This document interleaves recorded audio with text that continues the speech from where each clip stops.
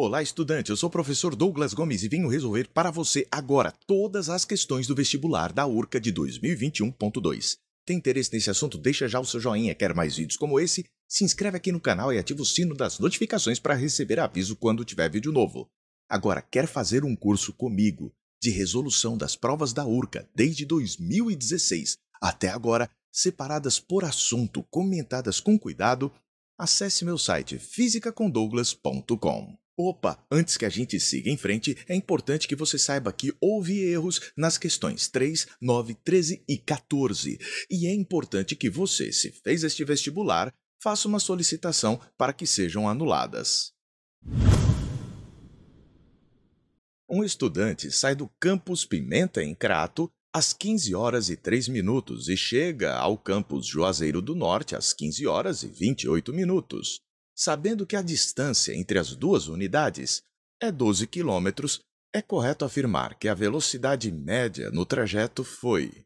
Inicialmente, vamos trabalhar um intervalo de tempo.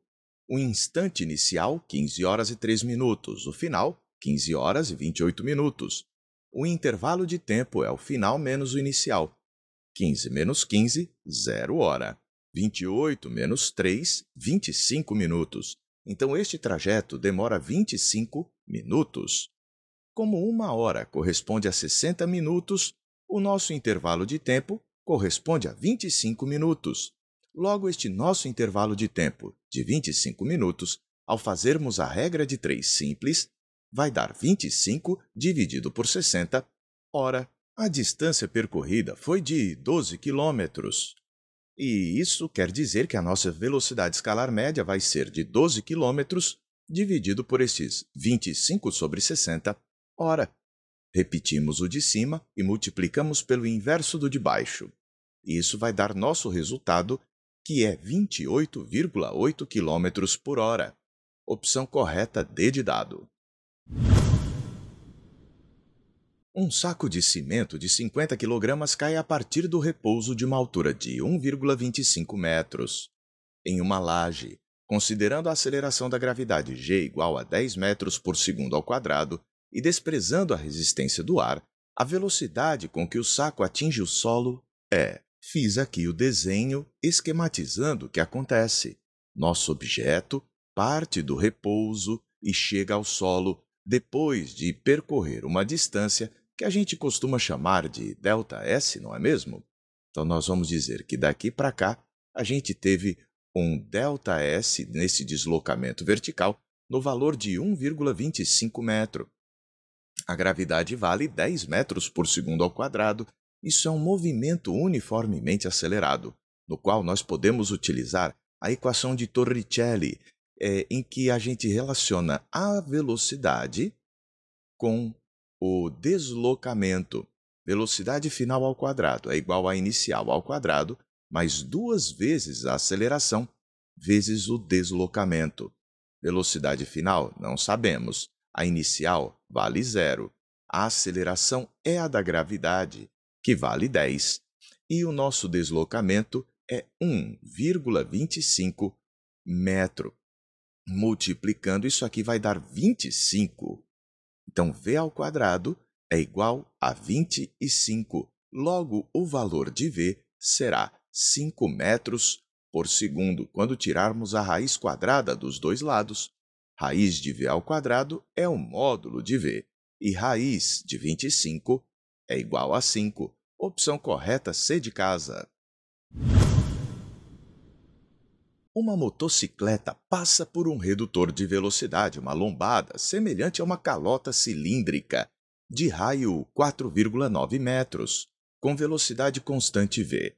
Supondo que a aceleração da gravidade seja 10 metros por segundo ao quadrado, qual será a velocidade de tal forma que os pneus da moto não percam contato com a lombada no ponto mais alto? Quando a motocicleta está no ponto mais alto, nós vamos ter 2 forças aqui atuando nela, que seria a normal e o peso na direção vertical. Ambas estão na direção do raio. E aqui a gente tem um raio nesta direção, apontando na direção do centro. nós dizemos que vai existir uma força resultante na direção do centro, a chamada centrípeta.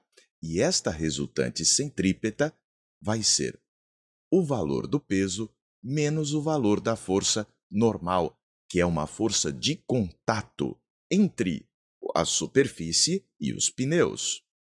Mas a resultante centrípeta é também igual a m vezes a velocidade ao quadrado dividido pelo raio. Observe que a gente pode isolar o valor da normal, que é a força de contato. Muita ênfase nessa história do contato. Isolando N, ele seria igual a P menos m vezes v ao quadrado sobre R. Mas veja, ele quer que não perca contato com a lombada.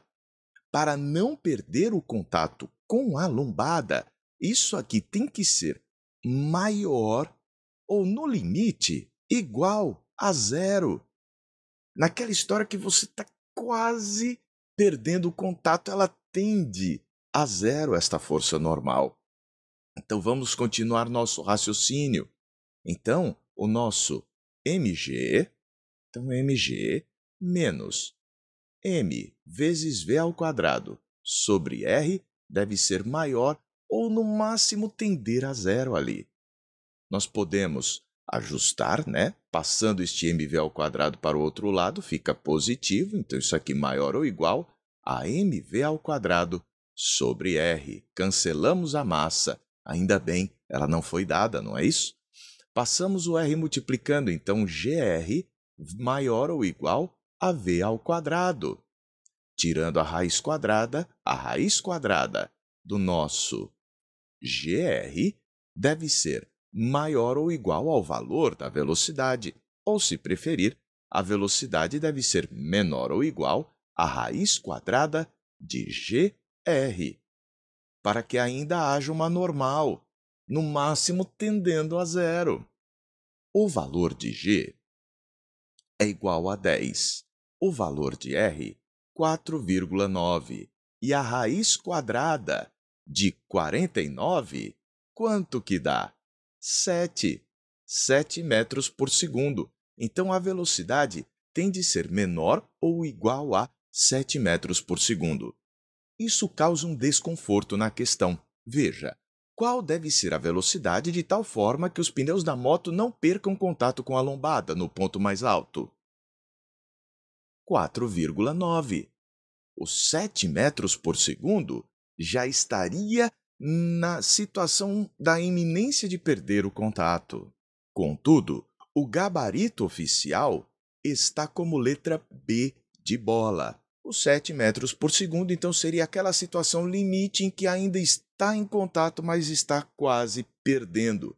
Talvez o elaborador da questão quisesse perguntar qual deve ser a velocidade máxima. Aí a gente vai precisar de um pequeno detalhe. Então, vamos colocar aqui, corrigindo a questão, qual a velocidade máxima de tal forma que os pneus não percam contato com a lombada. O não escrever o máxima faz com que a opção A também seja verdadeira, além da opção B. Mas você ter duas respostas corretas é complicado. O bom aluno poderia vir a marcar o A de avião, pensando, bom, ele não quer que perca o contato, com 4,9 definitivamente não perde. Com 7 fica na iminência, e aí surge a dúvida para o bom estudante.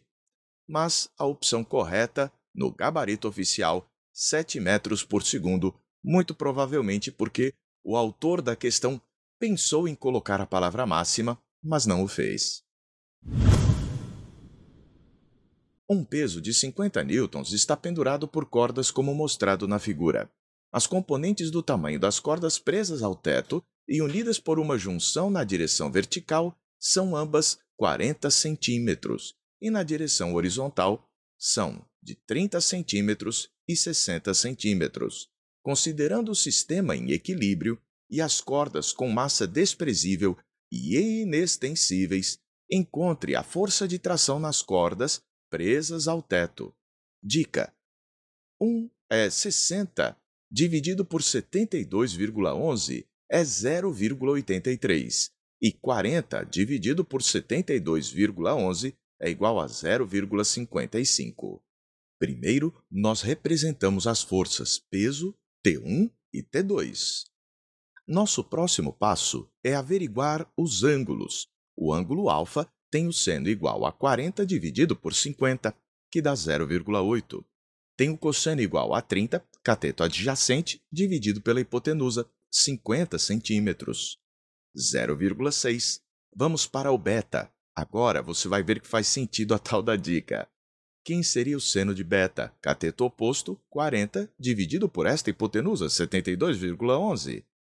Isso vai dar 0,55. E o cosseno será o cateto adjacente, 60, dividido pela hipotenusa, 72,11, e este valor dá 0,83. Agora, nós vamos decompor as forças de tração nas componentes horizontal e vertical. A componente de T1 que está colada no ângulo alfa é T1 cosseno alfa, e a que está separada do alfa é T1 seno alfa. Aqui para o T2 a mesma coisa, a componente que está colada em beta é T2 cosseno beta, e a componente separada deste ângulo beta vai ser T2 seno de beta.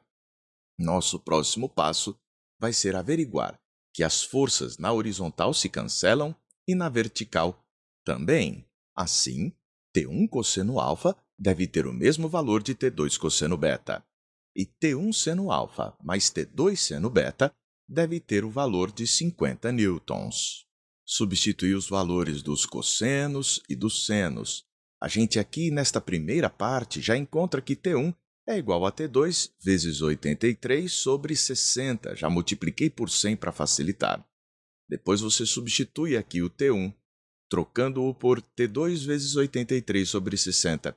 Aí vezes 0,8 mais T2 vezes 0,55 é igual a 50.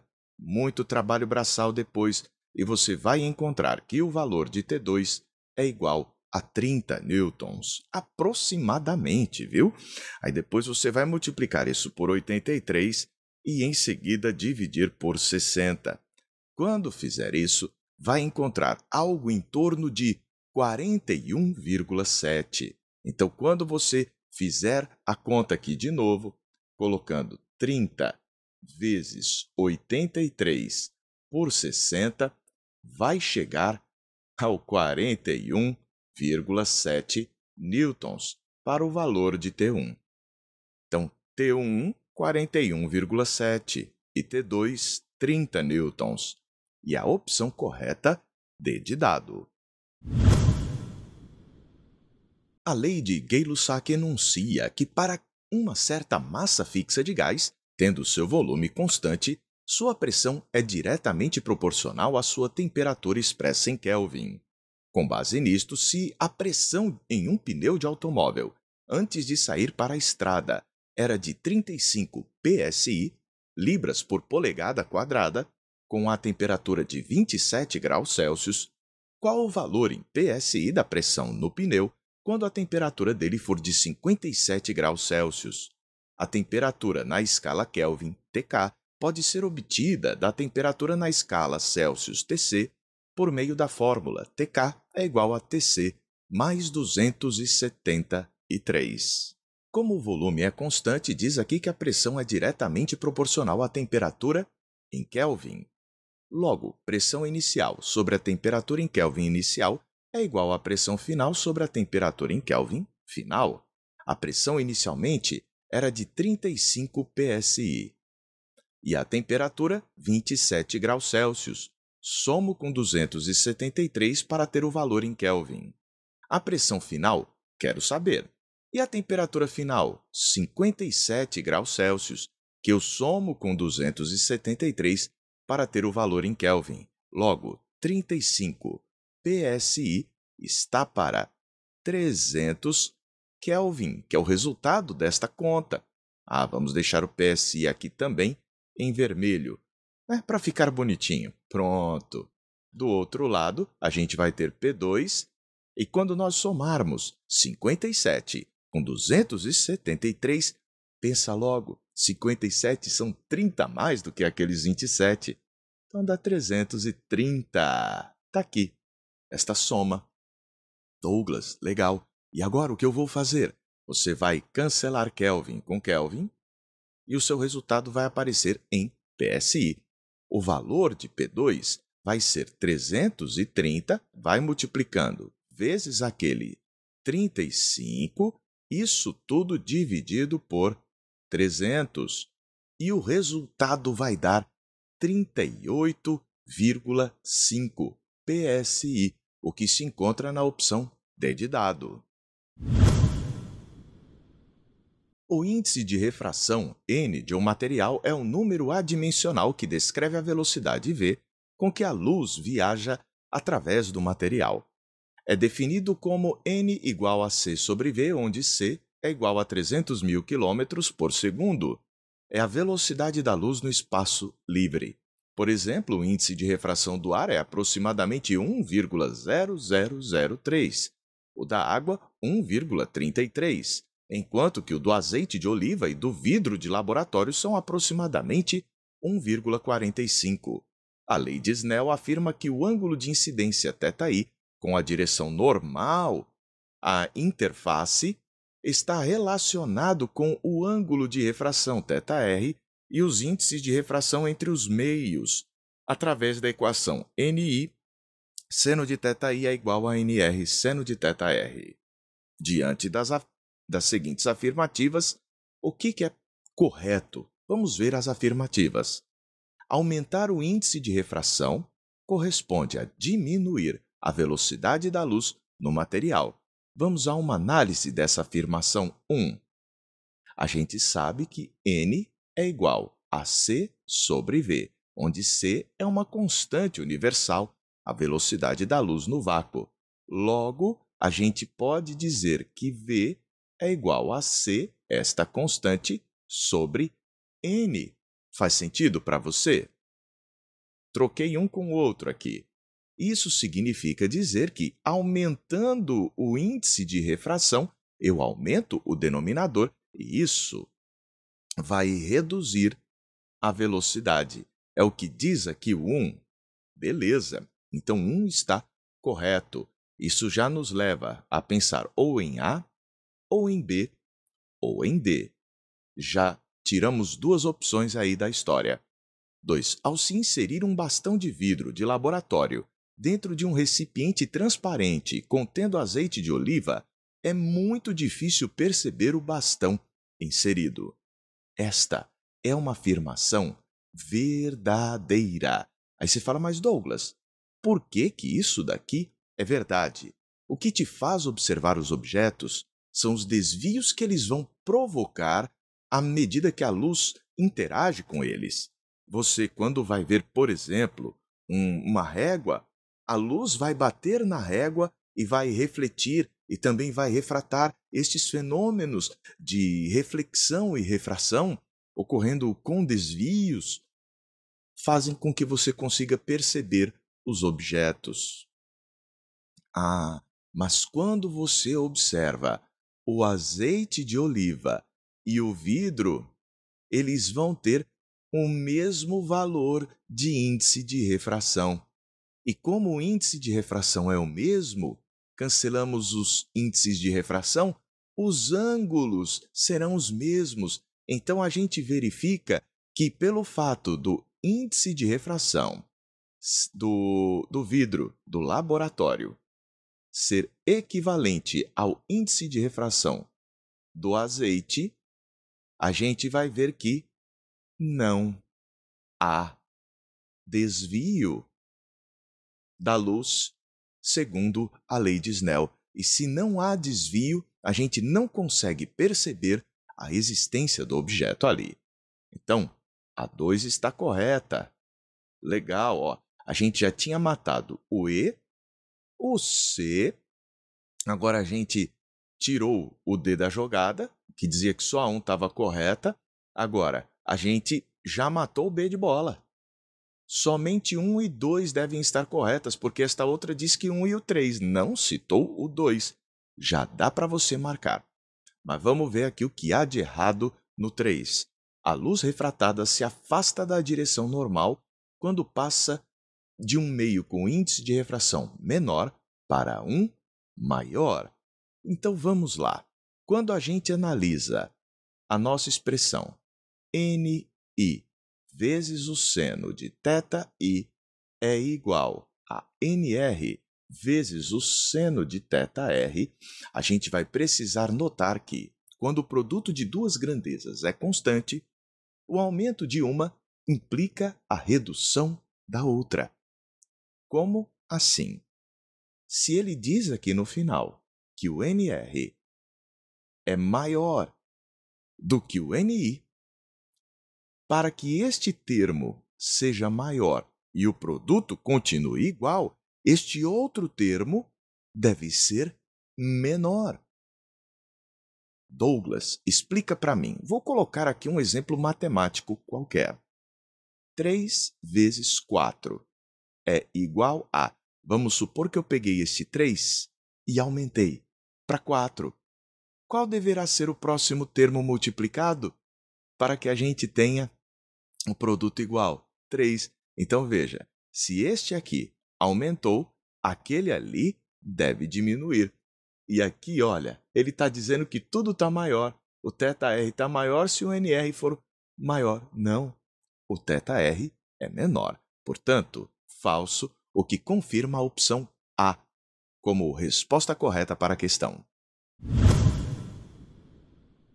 A lei de Stephen afirma que a diferença de pressão entre dois pontos em um líquido em repouso é igual ao produto da densidade do líquido, d, pela aceleração da gravidade, g, e pela altura da coluna do líquido, h.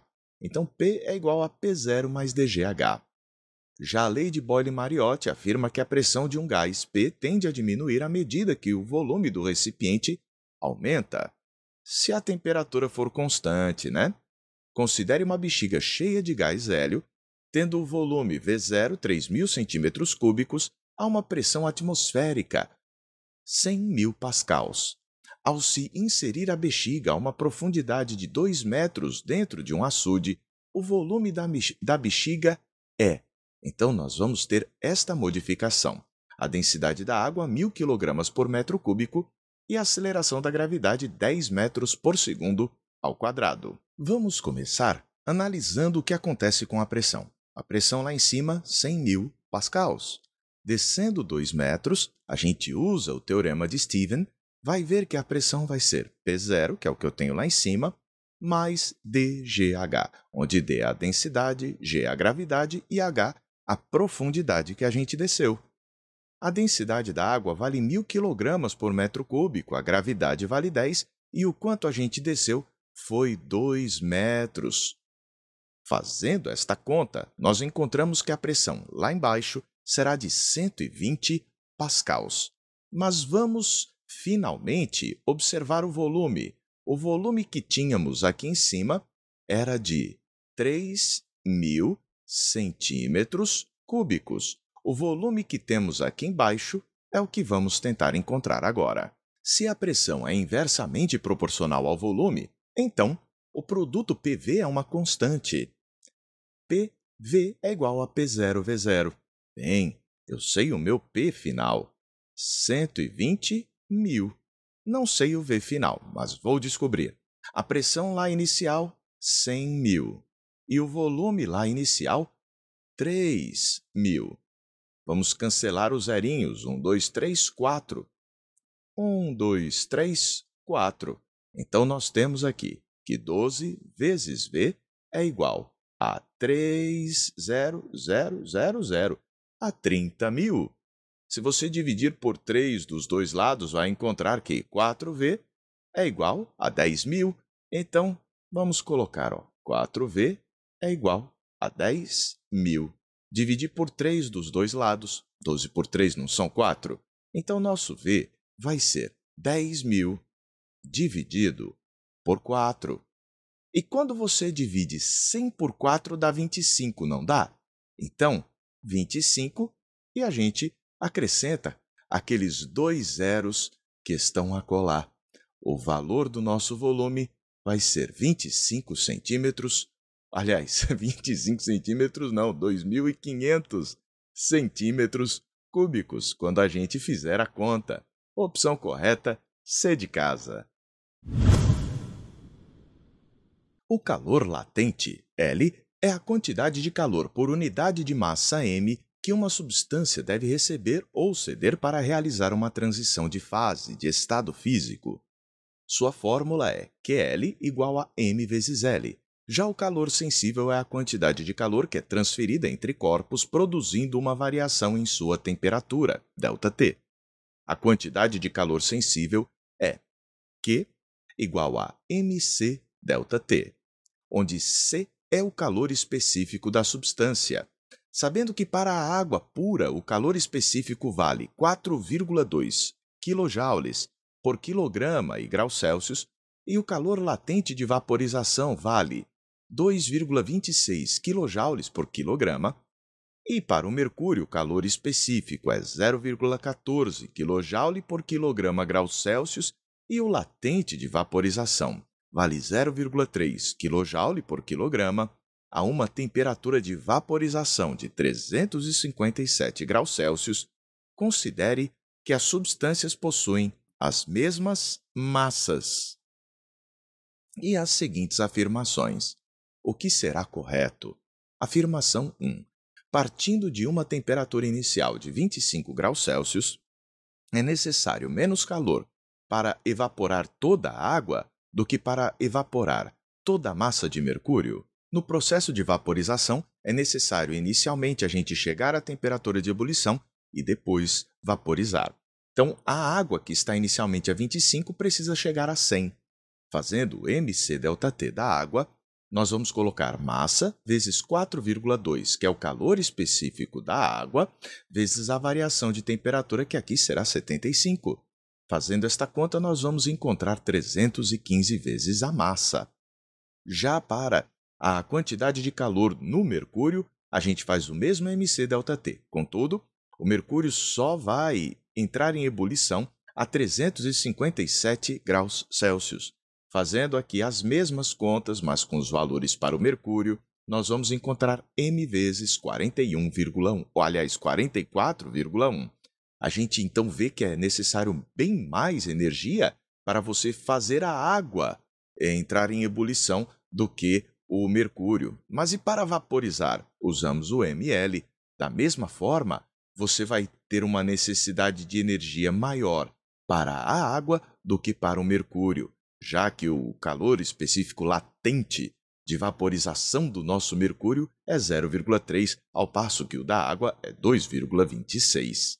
Então, isso daqui que diz, olha, é necessário menos calor para evaporar toda a água, tá falso, precisamos de mais. Então, não podemos dizer que a 1 está correta, já matamos todas essas opções. Agora, aqui a gente vê, apenas a afirmativa 2 está correta, ou a 2 e a 3. Logo, se eu souber que a 2 está correta, e com certeza estará depois dessa nossa análise, eu não descubro a opção. Melhor seria partir para a análise da afirmação 3. Mas vamos ver. É muito mais difícil resfriar a água do que o mercúrio, que é um metal? Bem, o calor específico me diz o quão difícil é variar a temperatura da substância. Como a água tem um maior calor específico, sensível, a gente vê que é mais difícil variar a temperatura da água do que do mercúrio. É mais difícil esquentar e é mais difícil resfriar a água do que o mercúrio. Por quê? Porque a gente vai Q é igual a mc∆T. Para um mesmo m, para um mesmo ΔT, quanto maior o valor do calor específico, maior a quantidade de energia envolvida na transformação. Por isso, é mais difícil mesmo resfriar e também esquentar a água se a gente for comparar com o metal. Vamos então confirmar que se a terceira está verdadeira ou não. Seja a água a 25 graus Celsius e o mercúrio a 200, a temperatura aproximada do equilíbrio térmico com as duas massas trocando calor entre si é 98 graus Celsius. Será? Para saber a temperatura do equilíbrio, nós vamos dizer que a quantidade de calor trocada pela água mais aquela trocada pelo mercúrio vai ser zero. Então, mc∆T da água mais o mc∆T do mercúrio será zero. Existiria o risco de a gente ter a temperatura acima de 100 graus Celsius, né? A temperatura no equilíbrio. Veja que um está a 25 e outro está a 200 graus Celsius. Mas, como o calor específico do mercúrio é muito menor do que o da água, a temperatura de equilíbrio deve se encontrar mais próxima daquela da água do que da do mercúrio. Por esse motivo, não vamos envolver aqui troca de calor latente. Vamos apenas dizer que os calores sensíveis vão acontecer. Substituindo, depois de cancelar as massas que são iguais, substituindo o calor específico da água por 4,2. E a variação da temperatura da água vai ser a final, que a gente quer descobrir, menos a inicial dela, que é 25. Aqui o calor específico do mercúrio vale 0,14. A variação de temperatura dele vai ser a final, T, a mesma, no equilíbrio, menos a inicial, 200.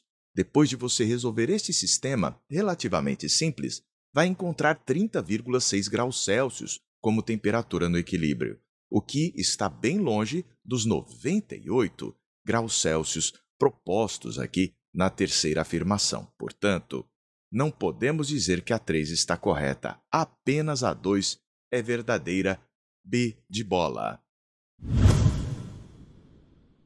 As observações da grande maioria das galáxias e estrelas pulsantes distantes mostram que a luz emitida por elas apresenta desvio para comprimentos de ondas mais longos.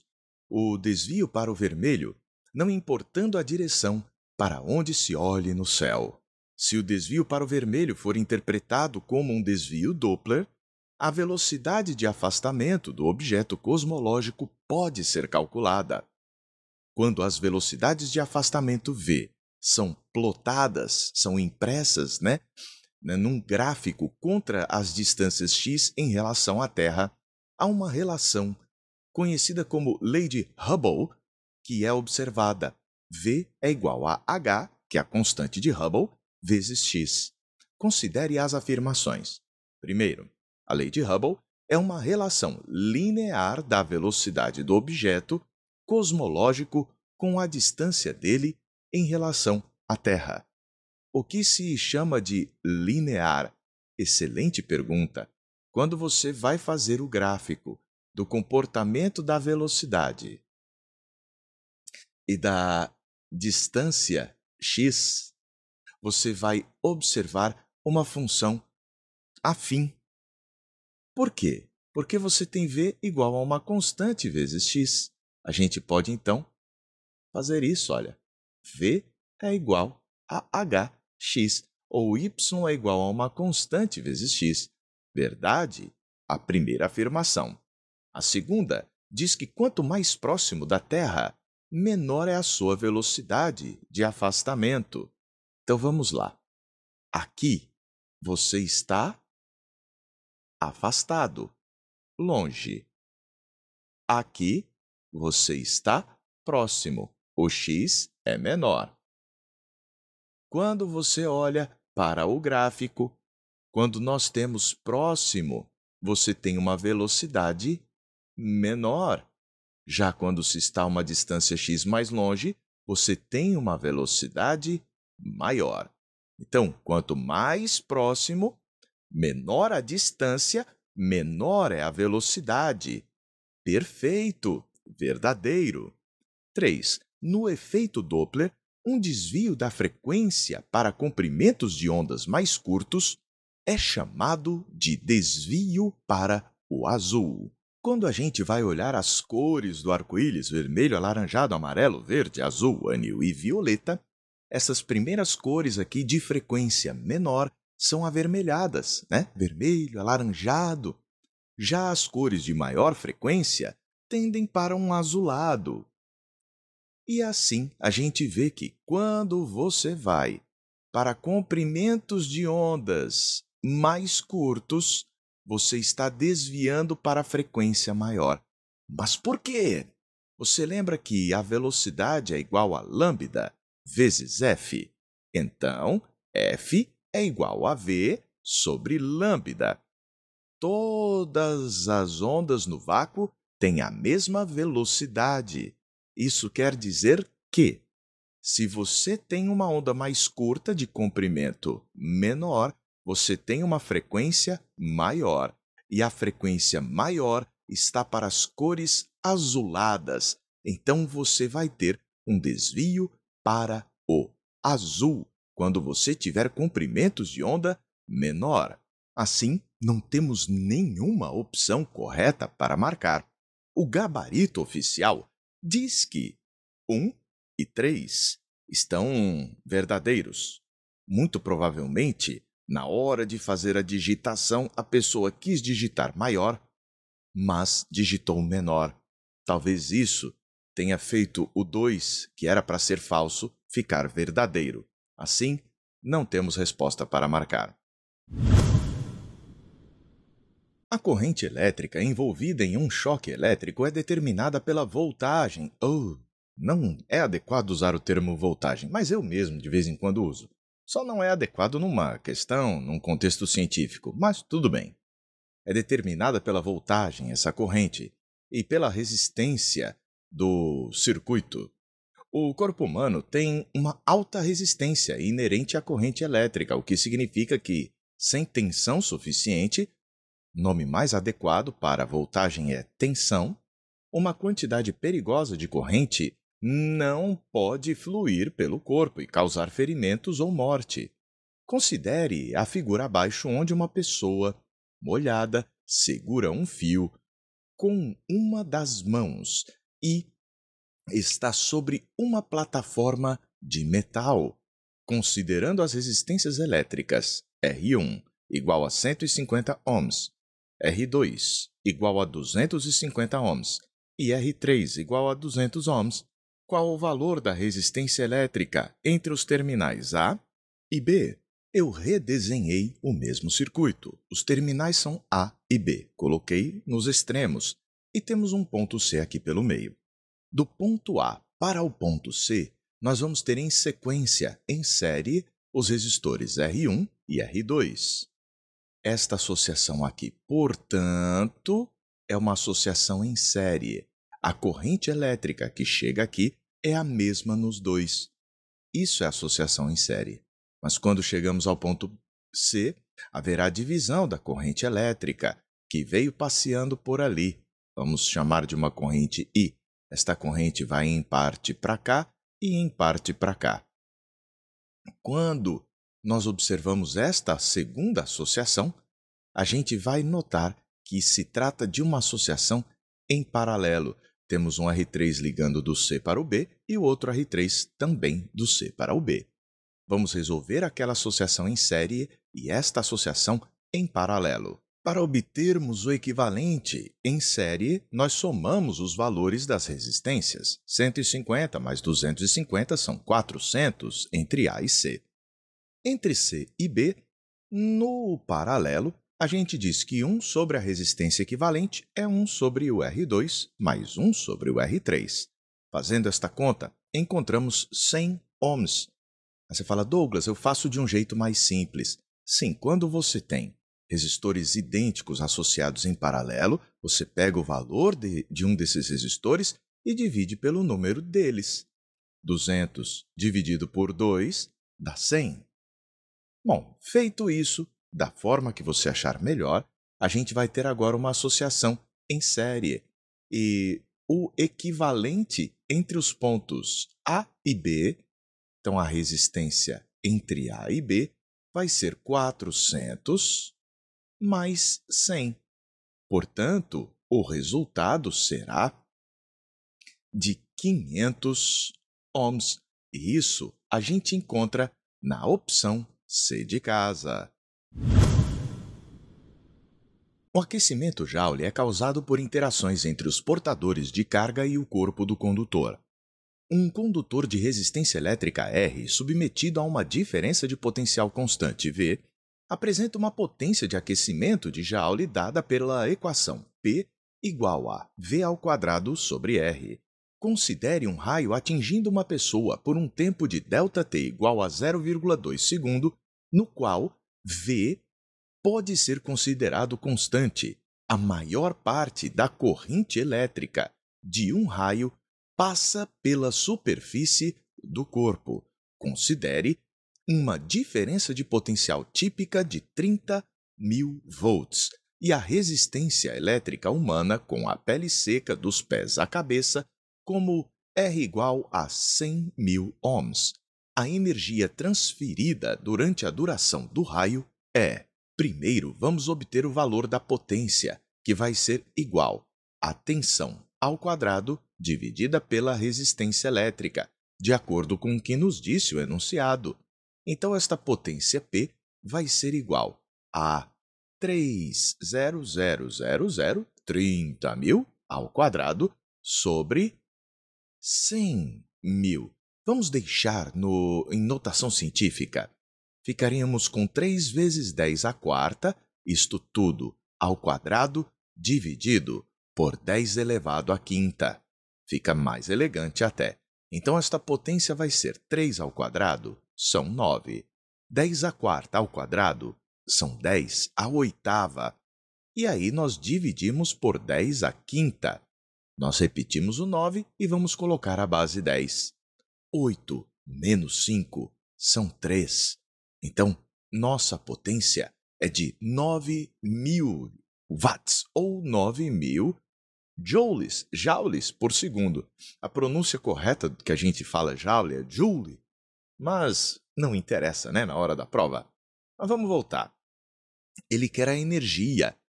A potência é a quantidade de energia pelo intervalo de tempo. Logo, a energia corresponde à potência vezes o intervalo de tempo. Nós temos 9 vezes 10 elevado à terceira joules por segundo. E o intervalo de tempo que se passou foi de 0,2 segundo. Ótimo! 2 vezes 9, 18. Então, aqui a gente vai ter 1,8, porque, na verdade, a gente está multiplicando 0,2.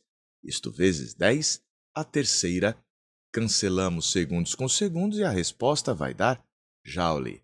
Douglas, onde temos isso? Na opção C, de casa. O astrônomo e astrólogo do século XVII, Johannes Kepler, com o auxílio dos dados precisos de Tycho Brahe, descreveu as órbitas dos planetas ao redor do Sol, no que hoje são chamadas das 3 leis de Kepler. A primeira, a órbita de um planeta é uma elipse com o Sol localizado aproximadamente em um dos 2 focos. 2. Um segmento de linha que une um planeta e o Sol varre áreas iguais durante intervalos de tempo iguais.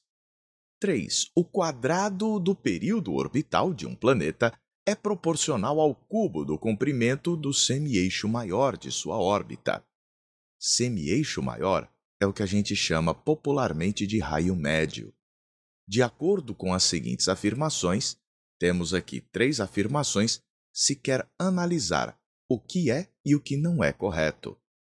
1. As leis modificaram a teoria heliocêntrica de Nicolau Copérnico. Verdade, Copérnico ainda apostava nas circunferências e Kepler trouxe as elipses. Aqui, substituindo as órbitas circulares e epiciclos por trajetórias elípticas. Em algumas circunstâncias, Copérnico utilizava-se das estratégias dos epiciclos, né, que vieram da ideia de Ptolomeu, mas o nosso Kepler veio e substituiu isso pelas trajetórias elípticas. 2. A magnitude da velocidade de translação dos planetas nas suas órbitas é constante. Será? Suponha que você tenha aqui o planeta no afélio, no ponto mais afastado da trajetória em relação ao Sol. Na hora que a gente vai pegar a linha, o segmento de linha que une um planeta ao Sol, varre áreas iguais e intervalos de tempo iguais. Então, para um certo intervalo de tempo ΔT, varreu esta área A. Mas o que está acontecendo com o tamanho da linha? Está diminuindo. Então, para conseguir, em um intervalo de tempo equivalente, ΔT, varrer a mesma área A, lá do outro lado, quando ele está próximo do Sol, o nosso planeta precisa ganhar velocidade. Então, o planeta está bem mais veloz quando próximo do Sol do que quando longe dele. Então, a gente não pode dizer que o valor da velocidade é constante. Esta afirmação 2 está falsa. Bem, até aqui a gente já matou aqui o B e apenas a afirmação 3, aqui foi um erro de digitação. Vamos corrigir. Mas o erro de digitação foi meu, não foi da prova. Lá estava escrito 3 mesmo. Apenas a afirmativa 3 é correta. Não, porque a 1 também é correta. Apenas as afirmativas 1 e 2 são corretas. Bom, o 2 não é. Apenas as afirmativas 1 e 3 são corretas. Não sei, vamos ver agora. Se a órbita de Saturno, então terceira afirmativa, vai ter 10 vezes o valor do semi-eixo da órbita da Terra, então R de Saturno 10 vezes o raio médio da órbita da Terra. O ano de Saturno é 30 anos terrestres. Vamos lá. O período de Saturno ao quadrado sobre o raio da órbita de Saturno ao cubo vai ser igual ao período da órbita da Terra ao quadrado sobre o raio da Terra ao cubo, da órbita da Terra ao cubo. Então vamos lá. O período de Saturno nós não sabemos, mas sabemos que o raio dele é 10 vezes o raio terrestre. Mas isto aqui está ao cubo, não se esqueça. Vamos dizer que o tempo da Terra é 1 ano terrestre. Pronto, RT ao cubo. Vamos ajustar a conta. A gente vai dizer que o período de Saturno ao quadrado sobre 1000, que é 10 ao cubo, vezes RT ao cubo é igual a 1 sobre RT ao cubo. Cancelamos os RTs. O valor, portanto, do nosso período, o tempo para Saturno ao quadrado é igual a 1000. Bem, se você tirar a raiz quadrada dos dois lados, você vai ter que o período de Saturno vai ser a raiz quadrada de 1000, o que dá 10 raiz de 10. Opa, de 10, Douglas. Pronto, 10 raiz de 10. E o valor da raiz de 10 é aproximadamente 3, 3,16, vai, para você ficar mais feliz comigo. Então, este período vai ser aproximadamente 31,6, o que o nosso problema aproximou para 30. Dá para a gente colocar aproximadamente 30. É uma boa resposta. Então, estão verdadeiros 1 e 3, opção correta, E de elefante. Segundo o Operador Nacional do Sistema, em 2021, o Nordeste brasileiro responde por 86% da geração de energia elétrica a partir dos ventos, atingindo um recorde de 14.000 megawatts no mês de julho, sendo capaz de atender 100% da demanda regional. Já a geração de energia elétrica de energia solar na região atingiu um pico de 2,1 mil megawatts. Considerando a intensidade da radiação solar na região do Cariri cearense como uma das mais altas do país, com intensidade de 1.000 watts por metro quadrado, e que apenas 20% da energia recebida no painel solar é aproveitada, a área em metros quadrados de painéis solares necessárias para chegar ao recorde de geração de energia eólica é... Vamos entender o que esses 1000 watts por metro quadrado significam. Em 1 metro quadrado de área, você consegue ter de energia solar uma potência de 1000 watts. Mas lembre-se de que apenas 20% desses 1000, portanto 200 watts, vão ser aproveitados como energia elétrica. Bem, se 1 metro quadrado fornece para a gente uma potência de 200 watts, a gente vai precisar de uma certa quantidade X de metros quadrados para conseguir, olha, este recorde de 14.000 megawatts. Douglas, o que é isso? 14.000. Mas o que é mega? Mega é milhão. Mega é 10 elevado à sexta watts. Então, você precisa saber que megawatt é a mesma coisa que 10 elevado à sexta watts, que significa milhão de watts. Agora, nós vamos fazer esta conta. Fazendo a conta, 14.000 vezes 10 à sexta watts multiplicado por 1 metro quadrado dividido por 200 watts, resolvendo esta regra de 3 simples, você vai encontrar 70 milhões de metros quadrados. Contudo, não há esta opção para marcar. Nós temos apenas 70.000 metros quadrados. Muito provavelmente, ocorreu algum equívoco em relação aos dados fornecidos ou algum erro de digitação. Portanto, não há opção correta para que a gente venha a marcar essa questão.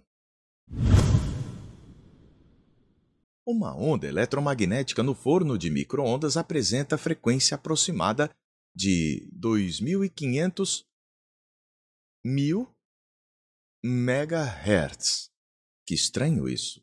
Então, a frequência é igual a 2.500 vezes 1.000 vezes megahertz. Ok? Eu não creio que isso esteja muito bom. Considerando a velocidade da onda no ar, C igual a 300.000 quilômetros por segundo, e em um dado alimento, V igual a 180.000 quilômetros por segundo, se quer saber, isso daqui é o C no ar, né, a velocidade, eu vou chamar de V no ar, fica mais elegante. E aqui, o V no alimento, então vou colocar AL, se quer saber qual é o lambda no ar e qual é o lambda no alimento. Então, a gente vai atrás destes dois valores. Lembrando que V é igual a lambda F na equação fundamental. Então, então lambda, que é o que nós buscamos, será V sobre F. Então, nós vamos pegar o valor da velocidade e dividir pelo valor da frequência. Mas essa frequência está muito esquisita.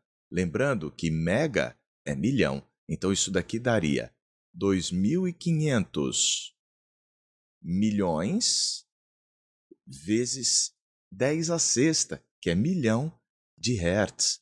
Então, isso aí vai dar um 25 vezes 10 a 6, 7, 8, 9, 10, 11 hertz. Mas, o enunciado disse, a gente confia. Também fiz a transformação das velocidades, né? Quilômetro é 1000 metros. Então, eu coloquei 3 zeros a mais aqui nos valores das velocidades para que a gente tenha o valor em metro. Vamos ao tal do lambda no ar. O lambda no ar vai ser a velocidade no ar dividido pela frequência da onda. A velocidade no ar, 3 vezes 10 à oitava metros por segundo. A frequência, 25 vezes 10 a 11 hertz. E o resultado disso é 1,2 vezes 10 a menos 4 metros. Ele está ali em centímetro. Isso daí daria para a gente 1,2 vezes 10 a menos 2 centímetros. Então, não teríamos nenhuma opção correta, mas muito provavelmente aconteceu um erro aqui na hora que ele foi colocar o valor da frequência em megahertz. Aquela palavra 1000 ali destruiu a questão. Provavelmente a resposta esperada era de 12 centímetros. No caso do alumínio, a gente deve encontrar algo em torno de 7, então vai ser a velocidade no alumínio dividido por aquela frequência. Então, 1,8 vezes 10 à oitava metros por segundo dividido por 25 vezes 10 a 11 hertz. E o resultado disso é 0,72 vezes 10 a menos 4 metros, o que corresponderia a 0,72 vezes 10 a menos 2 centímetros, bem próximo do que se espera, e o gabarito oficial foi B de bola, apesar de os números não baterem. Quando a cor emitida por uma fonte de luz é a mesma do corpo negro em uma determinada temperatura, essa temperatura é chamada de temperatura de cor da fonte de luz. Na radiação do corpo negro, diferentes temperaturas têm diferentes cores de luz. Geralmente, o corpo negro passa por um processo de mudança gradual, de vermelho para alaranjado, amarelo, aí fica um branco amarelado, um branco e passa para o azul. Quanto mais alta a temperatura do corpo negro, mais componentes espectrais azuis e menos componentes vermelhos. Considere as seguintes declarações. A temperatura da cor de uma lâmpada de LED é proporcional à temperatura real da lâmpada. Esta afirmação é falsa. Isso só seria verdadeiro caso nós tivéssemos uma lâmpada incandescente. O nome deste fenômeno aqui, da emissão de radiação, é incandescência. Quando a gente aquece e observa a emissão de ondas eletromagnéticas visíveis. Vamos lá, à medida que um espeto de ferro é aquecido, ele começa a emitir luz na cor vermelha. Isso é verdade, é o que a gente chama de aquecer ao rubro, o rubro que representa a cor vermelha. 3. Em um termômetro digital de infravermelho, é possível relacionar o comprimento de onda da luz recebida com a temperatura da fonte emissora. Isto daqui é verdade. Como funciona um termômetro de infravermelho? Os corpos nas temperaturas com as quais nós costumamos lidar emitem ondas no espectro abaixo da frequência do vermelho. As ondas inferiores à frequência do vermelho. E então você está emitindo ondas. E quanto maior a sua temperatura, maior a frequência da radiação mais emitida por você. E é isso que aqueles termômetros que a gente usa sem contato, principalmente em época de pandemia, eles conseguem verificar o comprimento de onda que você está emitindo com mais intensidade e, por meio disso, dizer qual é a temperatura do seu corpo e assim averiguar se você está ou não febril. Bom, então são verdadeiras as afirmações 2 e 3. Portanto, opção correta D de dado.